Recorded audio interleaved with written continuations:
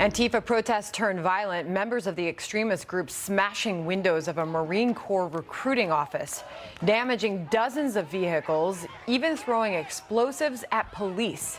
In a moment, we'll talk to a man who got caught in the middle of the melee. But we begin with Trace Gallagher live in our West Coast newsroom with the story. Good evening, Trace. Good evening, Sandra. As violent as this march already was, you should know police confiscated dozens of banned weapons, including knives, metal pipes, and slingshots. 20 people were also arrested for possessing those weapons, so this could easily have turned bloody. The standoff itself pitted a group of pro-Trump conservatives calling themselves anti-Marxist against a much larger group of anti-fascists, better known as the radical leftist group Antifa. The reason the conservative group was heavily outnumbered is because they're the ones who scheduled the march, then canceled it. But some of them showed up anyway, including Kyle Harris, who claims he was called a Nazi. Watch.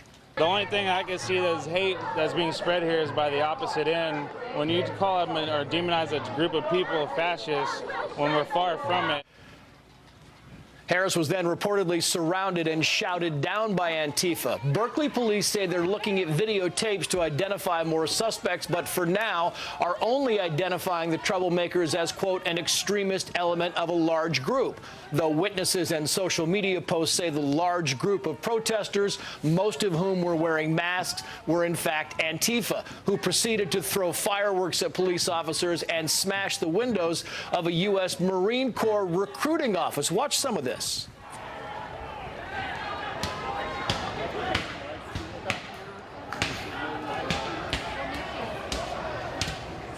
And then there was the social media post showing an Antifa member wearing all black sucker punch someone he was apparently having a heated conversation with. At one point, authorities even used flashbang devices to break up the feuds. Police say it was all aimed at keeping the peace. As we've seen over the past year or so, some of these demonstrations have turned violent. We don't want anyone to get hurt today. And aside from some minor injuries, the police were mostly successful, and this march came just one day after demonstrators clashed with police in Portland, Oregon. Of course, the violence in Portland from anti-fascists and those who oppose Immigrations and Customs Enforcement, or ICE, have become daily occurrences. Sandra. Trace Gallagher on our West Coast newsroom. Thank you. Here now exclusively the filmmaker who caught this all on camera. Fischer, co-founder, editor-in-chief of News to Share.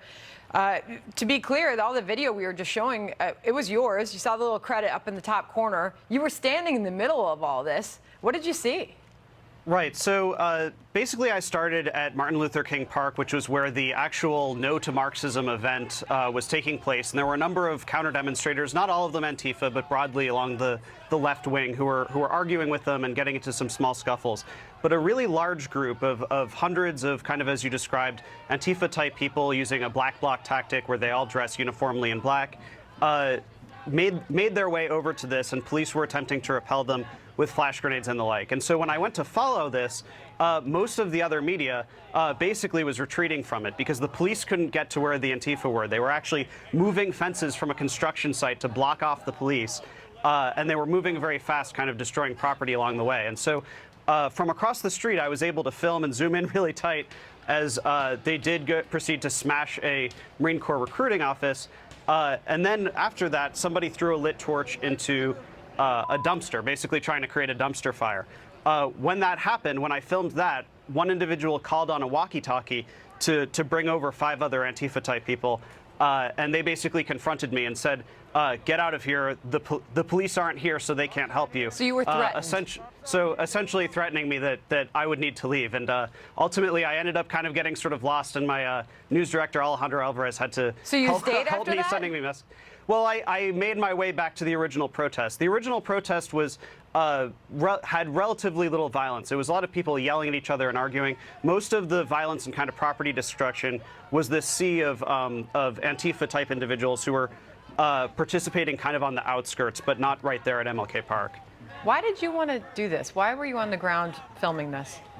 So my outlet is kind of about live streaming, where I like to cover an event from beginning to end and really just show the truth of the matter. Because the reality is that there are bad actors on every side. People make good decisions, bad decisions, ugly decisions. And so by having an account of what happens from beginning to end, I think that that's really important to help people understand it. Like, I appreciate being on the news here, but this will only be, you know, a few minutes of talking about it. But someone being able to watch a live stream beginning to end and just seeing in raw footage what happens, I think that that's really important to try to understand these sorts of situations. And that was why I was in So Portland what did you as see well. on the ground there that you don't think is reported in the media? Well, I think that the media really likes to focus on the optics of the violence, of people breaking windows, but I also think it's important to film the sorts of arguments and conversations that are happening between the two sides. Like what? There were hours of arguments between people at the No to Marxism rally, and then there was actually a group called like the Revolutionary Communists or something like that in Berkeley, and they were actually arguing. They were arguing ideology to some extent, and in many cases they were ending up, you know, pushing each other a little, you know, around to some extent. But they were trying to actually push ideology onto each other, and I think that that can end up being a little bit hard for the media to see when it's more fun to watch people fight. Were you but worried people at watching any online point can that see you weren't sort going of to get thing. out of there safely?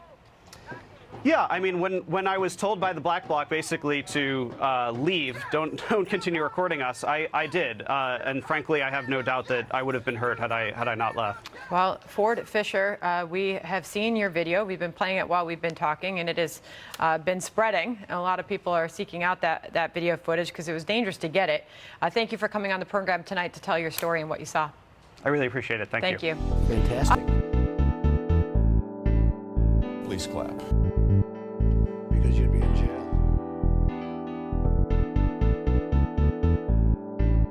Better believe it. Both sides. Subscribe to Very Famous.